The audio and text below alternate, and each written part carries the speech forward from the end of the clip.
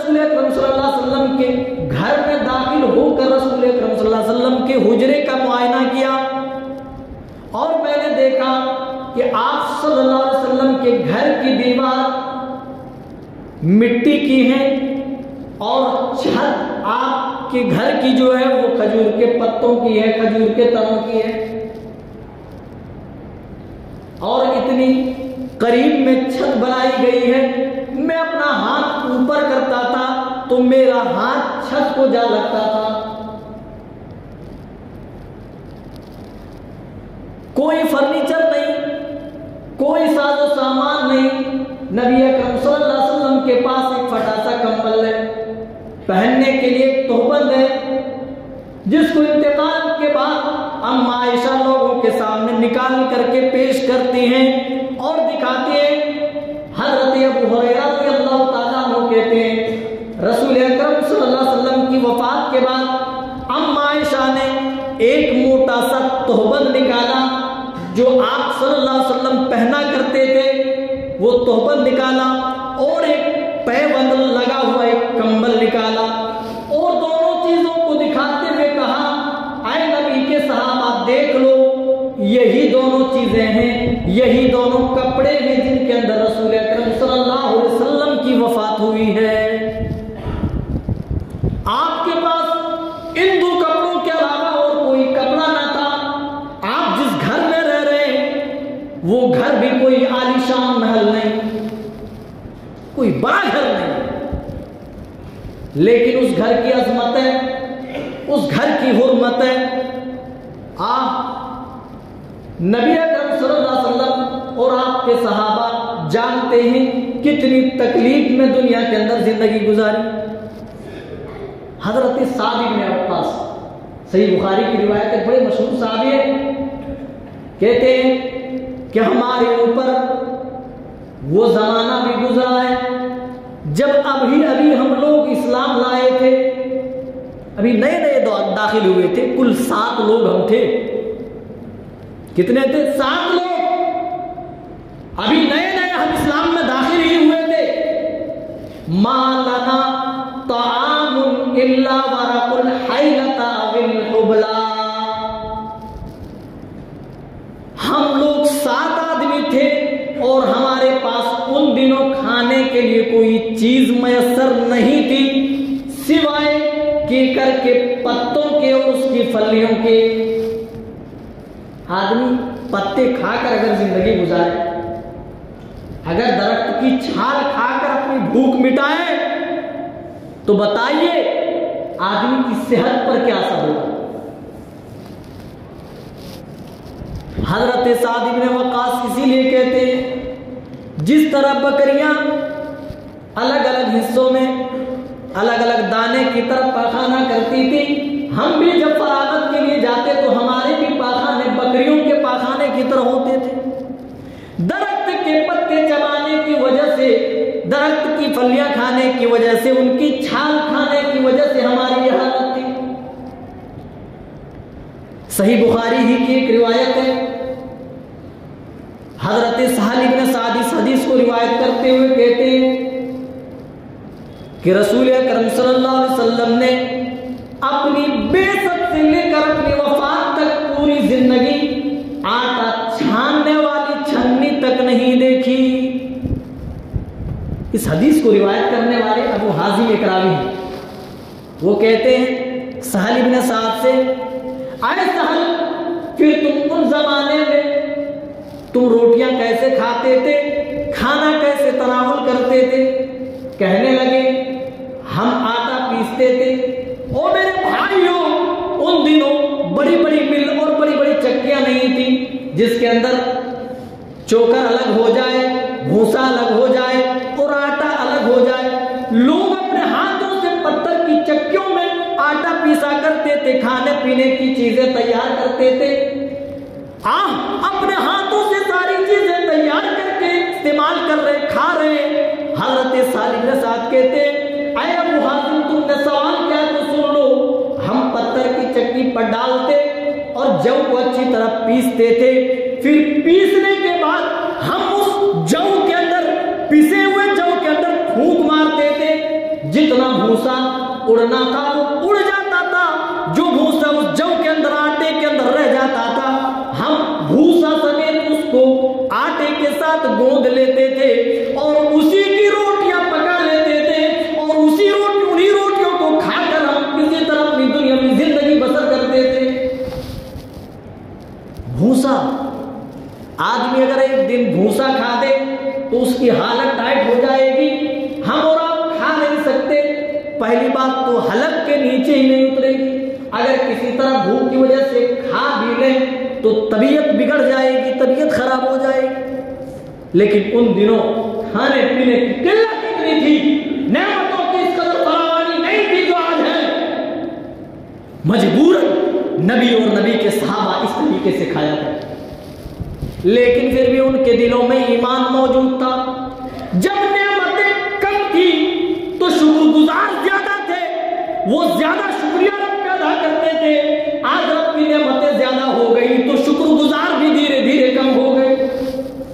रहने के लिए आलीशान मकान है, गर्मी से निजात पाने के लिए पंखे, एसी है, कूलर है, तरह तरह की और भी चीजें आज हमारे घरों में दस्तयाब है। आज हम खाने पानी नहीं पी सकते तो आरओ का पानी मौजूद है। गर्मी का जमाना आया, पानी ठंडा करने के लिए आज हमारे पास फ्रिज मौजूद है। क्या नहीं है मेरे भाइयों, आज कुएं से भी पानी निकालने की भी जरूरत खत्म हो गई। एक बटन दबाओ, मोटर पानी ऊपर टंकी में जमा करता है। हम बकदर इस्तेमाल पानी को हम लेते रहते, इस्तेमाल करते रहते। ये सारी सहूलतें आ जाने के बाद भी हम रब के नाशुक्रे बने बैठे हैं। हम रब के घर से हम कोसों दूर नजर आते हैं, रब के अहकाम से हम कोसों दूर नजर आते हैं। हजरत अनस रज़ियल्लाहु ताला अन्हु कहते हैं, चलिए अम्मा आयशा की रिवायत पढ़ लेते हैं जो सही मुस्लिम के अंदर।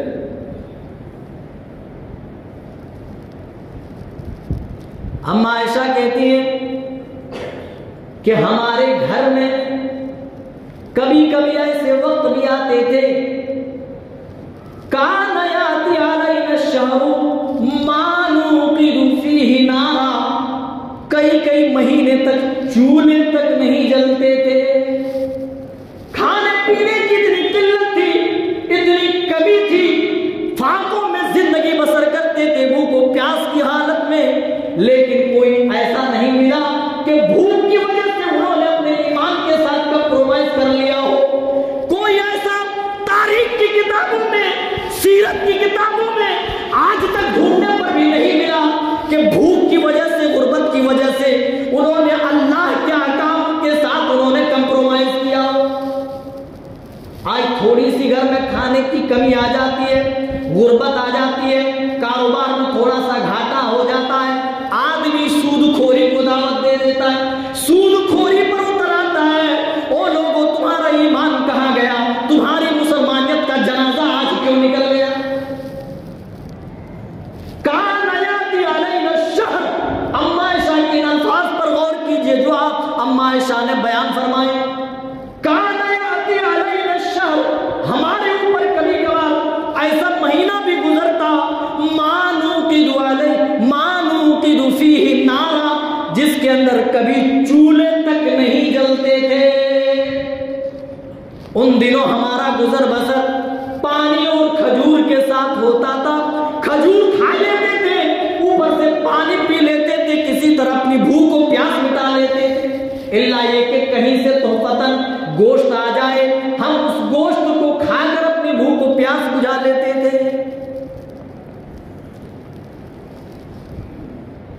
हजरत अनस रज़ियल्लाहु ताला अन्हु फरमाते, एक दिन रसूल अकरम सल्लल्लाहु अलैहि वसल्लम अपने घर से निकले, घर से बाहर निकले, देखा कि हजरत अबू बकर उमर रास्ते में मुलाकात हो गई। पूछा अल्लाह के रसूल, अरे इतने टाइम तुम कहां जा रहे? कहा अल्लाह के रसूल, घर में कई दिनों से खाने की कोई चीज नहीं।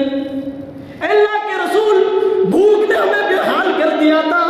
अल्लाह के रसूल, हम अपने घर से निकालने पर मजबूर हो गए कि घर के बाहर कोई चीज हमें कुछ खाने को मिल जाए और अपनी भूख प्यास हम मिटा सके। अबू बकर उमर की ये बात सुनकर आप कहते हैं वल्लज़ी नफ्सी बियदिही, ऐ अबू बकर उमर कसम है उस जात की जिसके हाथ में मेरी जान है, मैं भी अपने घर से उसी वजह से निकला हूं जिस वजह से तुम लोग अपने अपने घरों से निकले हो।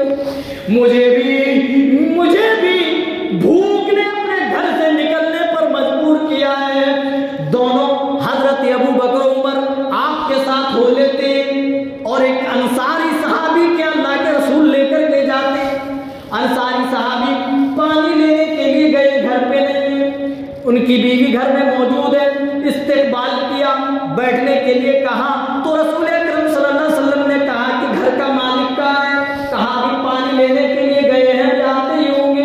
इतने में घर के मालिक अंसारी सहाबी आए। नबी पर और आपके सहाबा पर, अबू बकर उमर पर जब नजर पड़ी तो खुशी और फरहत से वो झूम उठे, जुबान से अल्हम्दुलिल्लाह के अल्फाज निकले, आज इतने मुअज़्ज़ज़ मुकर्रम मेहमान हमारे घर आए। अगर ऐसे खाने पीने के लाले पड़ जाए हमारे घरों, हम किसी को खाना खिलाएं, लेकिन दिल देखिए उनके दिल कितने बड़े हुआ। रसूल अकरम को देखा, अबू बकर उमर को देखा, फरहत और खुशी से झूम उठे और शुक्रिया के तौर पर उन्होंने अल्हम्दुलिल्लाह का जुमला कहा। अल्हम्दुलिल्लाह आज हमारे घर पर मुअज़्ज़ज़ मुकर्रम मेहमान आए हुए। भागते हुए गए, बाग से खजूर का खोशा तोड़ लाए, खजूर का एक गुच्छा तोड़ लाए। हजरत अनस रज़ियल्लाहु ताला अन्हु कहते हैं जिस गुच्छे के अंदर तर खजूरें और खुश्क खजूरें मौजूद थी, खजूर खाते रहे।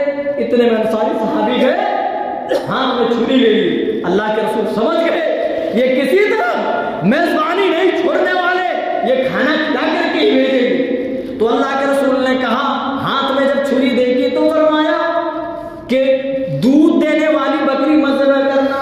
अंसारी सहाबी ने बकरी ज़िबा की, पकाया और रसूल सल्लल्लाहु अलैहि वसल्लम और आपके साथ अबू बकर उमर जो है उन सबको जी भर के खिलाया। जब ये तीनों हजरात खा करके निकले, रसूल अकरम सल्लल्लाहु अलैहि वसल्लम ने हजरत उमर रज़ियल्लाहु ताला अन्हु से खिताब करके कहा, या उमर ला तुसअलुन्ना अन हाज़ा अनिन नईम यौमल क़ियामा। ऐ उमर इब्न खत्ताब, क़यामत के दिन इन नेमतों के बारे में जरूर व जरूर हम पूछे जाएंगे। हम जब अपने घरों से निकले थे, हम भूखे थे, हम प्यासे थे, हमारे कंट्रोल में, हमारे इख्तियार में हमारी भूख न थी, हमारी प्यास न थी। जब हम अपने घरों को वापस लौट रहे तो अल्लाह ने हमें शिकम सैर कर दिया है, हमारे पेट भर दिए हैं, बहुत सारी नेमतों के साथ अपने घरों को लौट रहे। कभी पेट भर खाना खा करके कभी ये सोचा कि किस रब ने तुम्हें खिलाया, किसके बदौलत तुम्हें ये नेमतें मिल रही है। अरे चार लुक़मा रब का खाते हो तो उसी की नाशुक्री करते हो, क्या हिसाब दोगे? यहाँ रसूल और सहाबा कई दिन के भूखे हैं, अगर एक दिन पेट भर खाना खा लिए तो अल्लाह की वो बात याद करते हैं, ला तुसअलुन्ना अन हाज़ा नईम, इन नेमतों के बारे में क़यामत के दिन तुम पूछे जाओगे। आज हमारा ईमान कहाँ गया? कहाँ गई वो मुसलमानियत जो कल तक हमारे दिलों में बसा करती थी? आज हमने इसी दुनिया को सब कुछ समझ लिया है, जो यहाँ है बस खा लो पी लो मर जाओ, आगे पीछे कुछ नहीं, चाहे हराम से ही मिल जाए। मेरे भाई, हराम का एक लुक़मा अल्लाह की कसम आपकी औलाद को आपके लिए नाफरमान बना सकती है, बागी बना सकती है, अल्लाह के यहाँ जहन्नम का हकदार बना सकती है। हराम का एक लुक़मा याद रखिए, यह नस्ल दर नस्ल चलने वाली चीज है। इसीलिए रसूल अकरम सल्लल्लाहु अलैहि वसल्लम और आपके सहाबा ने भूख तो बर्दाश्त की, प्यास तो बर्दाश्त की, लेकिन कभी हराम खोरी की तरफ झांक करके नहीं देखा। कभी अपनी भूख और प्यास से ईमान के साथ कोई खलत नहीं किया, कोई समझौता नहीं, कोई कंप्रोमाइज नहीं। दुनियादारी है अपनी जगह है, दुनिया से समझौता कर लेंगे, लेकिन ईमान नहीं बिकने देंगे। आज इस तरह के मुसलमान हैं आज इस तरह के मुसलमान जो ये कह दे कि हम अपने ईमान पर जद नहीं पड़ने देंगे, चाहे दुनियावी जिंदगी हमारी लुट जाए। है नहीं, आ रहा है पेट बढ़ रहा, माल आ रहा, बस इसकी परवाह नहीं है।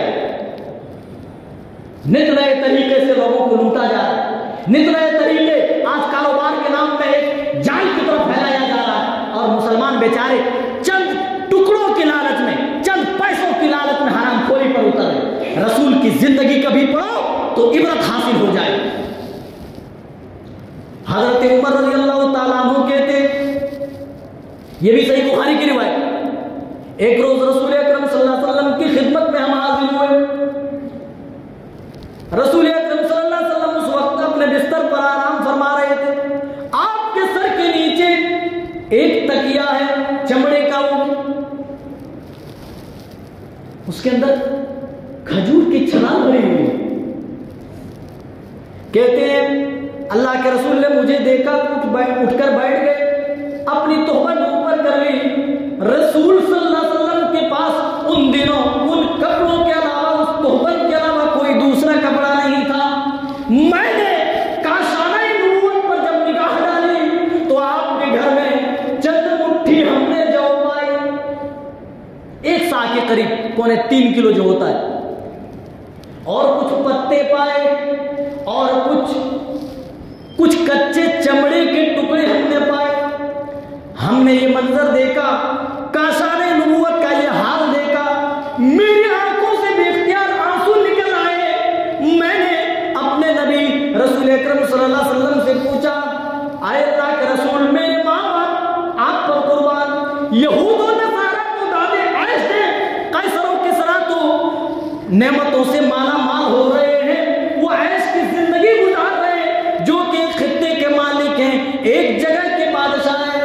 आप तो मुसलमानों के दिलों में हुकूमत करने वाले हैं, आप रसूल नबी हैं, आप अल्लाह के बरगुज़ीदा हैं, फिर भी आपका यह हाल है। कहा, ऐ उमर, क्या तू इस बात पर राजी नहीं, अला तरदा अन तकून लना दुनिया अन तकून लना आखिरतु व लहुम दुनिया, क्या इस बात पर तू राजी नहीं कि ये सारी नेमतें हमें आखिरत में मैसर हो और इन्हें अल्लाह ताला दुनिया ही में उसका मजा चखा दे।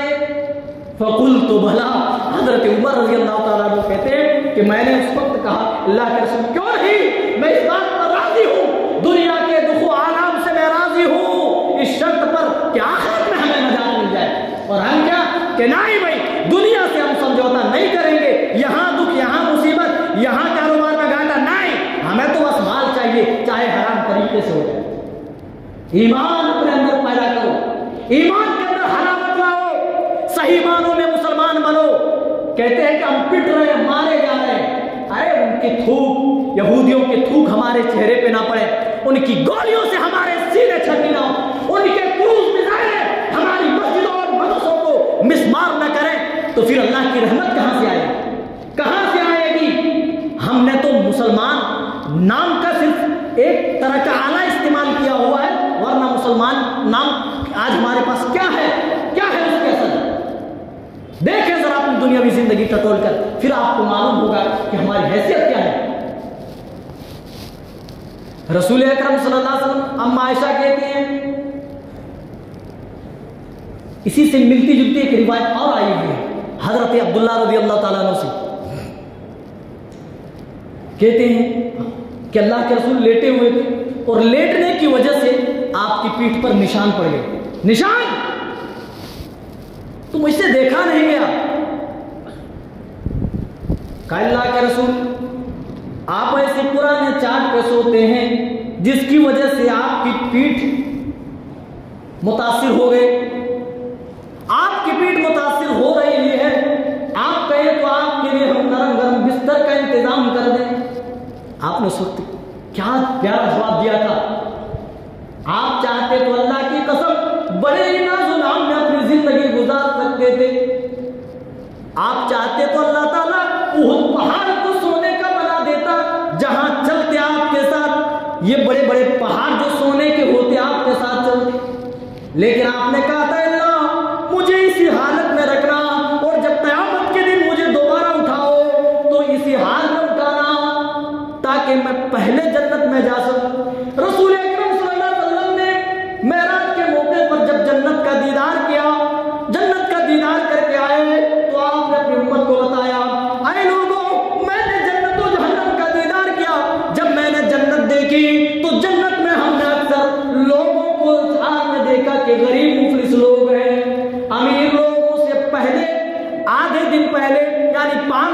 पहले ही जन्नत में चले जाएंगे। जब मैंने जन्नत में झांका देखा तो गरीबों की कसरत थी। जब जहन्नम की तरफ झांका, जब जहन्नम को देखा तो जहन्नम में औरतों की कसरत थी। मेरे भाइयों, अल्लाह के रसूल सल्लल्लाहु अलैहि वसल्लम को यह कहा जा रहा है, अल्लाह के रसूल आप कह दे तो आपके लिए हम भी नरम नरम बिस्तर का इंतजाम कर दें। आप फरमाते माली वलिद दुनिया इन्नमा अना राकिब इस्तदल्ला तहत शजरतिन सुम्मा राहा व तरकहा। मुझे दुनिया से क्या वास्ता, मेरा वास्ता दुनिया से तो उतना ही है जितना एक मुसाफिर का दुनिया से वास्ता होता है। किसी दरख्त के साए तले आराम करने के लिए चंद लम्हे बैठता है, फिर आराम करने के बाद आगे की तरफ रवाना हो जाता है, उसे छोड़ देता है, आगे की तरफ चल देता है, अपनी मंजिल मकसूद की तरफ चल देता है। मेरी मिसाल दुनिया के अंदर उसी तरीके से है जिस तरह एक मुसाफिर आराम करने के लिए किसी दरख्त के साए तले चंद मिनट चंद लम्हे बैठता है और फिर आगे बढ़ जाता है उसे छोड़ करके। अल्लाह के रसूल सल्लल्लाहु अलैहि वसल्लम जानते ये हाल। और अम्मा आयशा सिद्दीक़ा रज़ियल्लाहु ताला अन्हा फरमाती है कि रसूल अकरम सल्लल्लाहु अलैहि वसल्लम की एक ज़िरा यहूदी के यहाँ गिरवी रखी हुई थी। 75 किलो जौ के एवज 30 सा यानी 75 किलो जौ के एवज आपकी ज़िरा जो आप जंगों में पहना करते थे लोहे की होती थी ताकि दुश्मनों की वार से बचा जाए। आप सल्लल्लाहु अलैहि वसल्लम ने एक यहूदी के यहाँ 75 किलो जौ के एवज गिरवी रख दी थी कि जब मैं तुम्हें 75 किलो जौ वापस कर दूं तो मुझे ज़िरा वापस कर देना। अम्मा आयशा फरमाती है इसी हाल में नबी सल्लल्लाहु अलैहि वसल्लम दुनिया से चले गए। आपकी पूरी जिंदगी 75 किलो जौ इकट्ठा ना हो सका, आप वो यहूदी से ज़िरा भी ना छुड़ा सके, इसी हाल में दुनिया से चले गए। और यहाँ तक रिवायतों में मिलता है रसूल अकरम सल्लल्लाहु अलैहि वसल्लम ने हिजरत के बाद मदीना आने के बाद कभी 3 दिन तक मुसलसल पैदल पे आटे की रोटी आपको मैसर नहीं हुई, मैदे की रोटी तो पूरी जिंदगी आपने खाई ही नहीं, जौ की रोटी तक आपके आखिरी अय्याम में भी पेट भर के मैसर नहीं आई। कहते हैं आपका इंतकाल का वक्त तक जब आप इस दुनिया को छोड़ करके गए, आप ना कोई गुलाम, ना कोई लौंडी, ना दीनार, ना दिरहम, ना जमीन, ना जायदाद छोड़े, बस एक सफेद खच्चर जिस पर आप सवारी करते थे और वो जमीनें जिसको अल्लाह के रसूल ने अपनी जिंदगी में ही मुसाफिरों के लिए सदका कर दिया था, खैरात में दे दी थी। कहा अल्लाह के रसूल का इंतकाल हुआ, रात में चेहरा दिखाया जाने लगा तो मेरे पास अम्मा आयशा कहती उतना तेल भी नहीं था कि मैं चराग में डालूं और नबी सल्लल्लाहु अलैहि वसल्लम के चेहरे अतहर का मैं दीदार करा सकूं। अंदाजा लगाओ मेरे भाई, आप चाहते तो ऐश की जिंदगी गुजार सकते थे, लेकिन उम्मत को दस देने के लिए कि उम्मत कहीं दुनिया को सब कुछ ना समझ ले। बस आखिरी बात, मेरे नबी की जिंदगी देखी, आए थे दुनिया में तो खुशहाल, आए दुनिया के अंदर तो बहुत आपने नहीं देखा। आपके दुनिया में आने से पहले ही बाप का साया दुनिया से उठ चुका था। 6 साल की भी उम्र हुई है। 6 साल का बच्चा कितना बड़ा होता है? 6 साल की उम्र थी, माँ भी दादे को फारिग कर दे गई, दुनिया से चली गई। और कुछ दिनों के बाद आपके दादा अब्दुल मुत्तलिब भी छोड़कर चले जाते हैं। इस तरीके आया था कि इस हाल में जा रहे हैं तो 75 किलो कहते हैं कि पूरी जिंदगी जो भी इकट्ठा नहीं हुए, आप ज़िरा भी नहीं छुड़ा सके। बात ज्यादा लंबी हो गई, वक्त भी ज्यादा हो चुका है। अल्लाह ताला तमाम को सही समझता करे, कहने सुनने से ज्यादा हम सबको अच्छी समझता करे और उस पर गौर व फिक्र करने की तौफीक दे, अच्छे अमल की तौफीक दे। आमीन तक़ब्बल या रब्बल आलमीन। बारकल्लाहु लना व लकुम फ़िल क़ुरआनिल अज़ीम व नफ़अना व इय्याकुम बिल आयाति व ज़िक्रिल हकीम। इन्नहु तआला जवाद